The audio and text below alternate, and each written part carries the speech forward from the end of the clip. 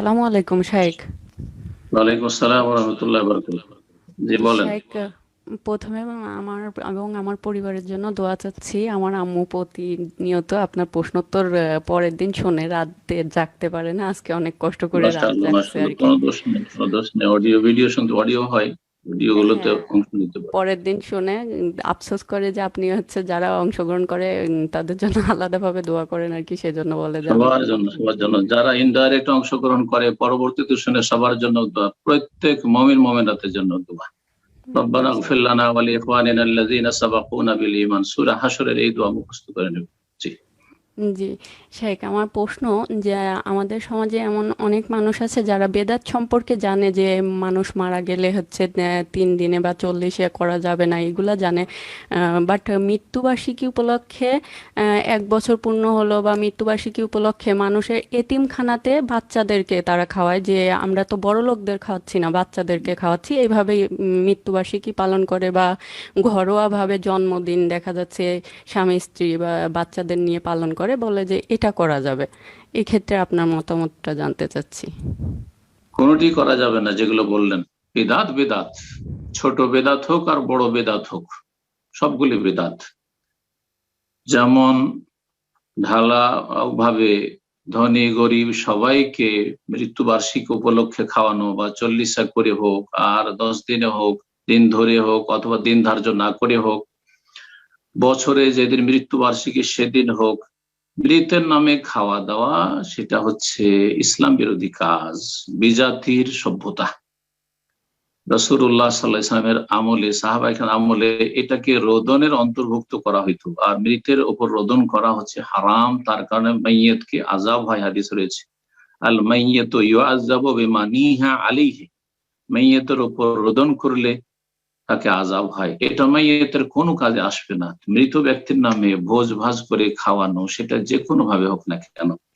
মাদ্রাসার ইয়েতিমদেরকে খাওয়াবেন, খাবার তৈরি করে কেন খাওয়াবেন? এত লোক দেখানো কাজ কেন? আপনি আল্লাহর কাছে নেকি চান না এলাকাবাসীকে জানাতে চান?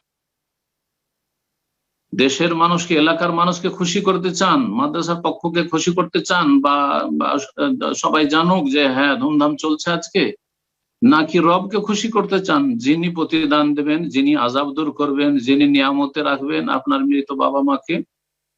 আল্লাহকে যদি রাজি করতে চান, ইখলাস নিয়ে আসুন, সুন্নতি কাজ করুন, এক আল্লাহর জন্য করুন, এবং রাসূলুল্লাহ তরিকা। রাসূলুল্লাহ সাল্লাল্লাহু আলাইহি ওয়াসাল্লাম জীবদ্দশায়ী আর 3 মেয়ে মারা গেছে, কারোর জন্য এরকম খাওয়িয়েছেন?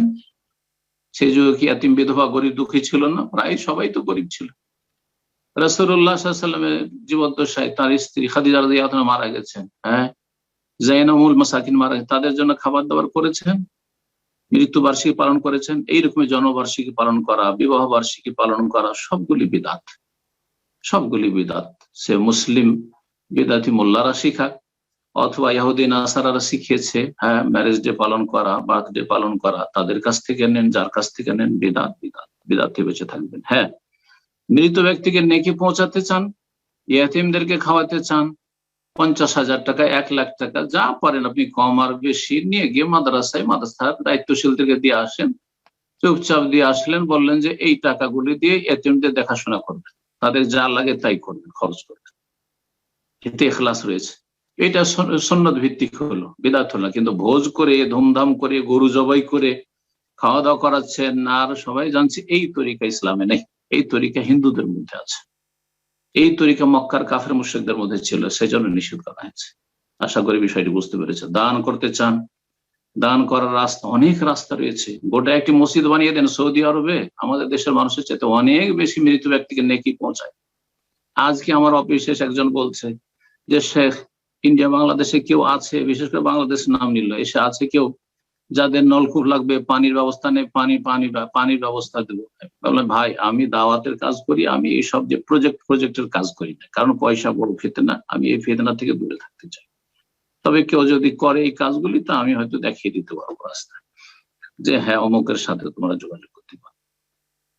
তো কথা হচ্ছে যে নেকির কাজ অনেক আছে। আমাদের ইসলামিক সেন্টার পুরো 7 তলা বিল্ডিং আর মসজিদ একজন ব্যক্তি তৈরি করে দিয়েছে। অবাক হয়ে যাবে না? কত মিলিয়ন খরচ হয়েছে। অনেক রাস্তা আছে, নেকির কাজ করুন, সুন্নতি তরিকে করুন, ইখলাসের সাথে আল্লাহর জন্য করুন, লোক দেখানো করিয়েন না। আল্লাহ যেন তৌফিক দান করেন।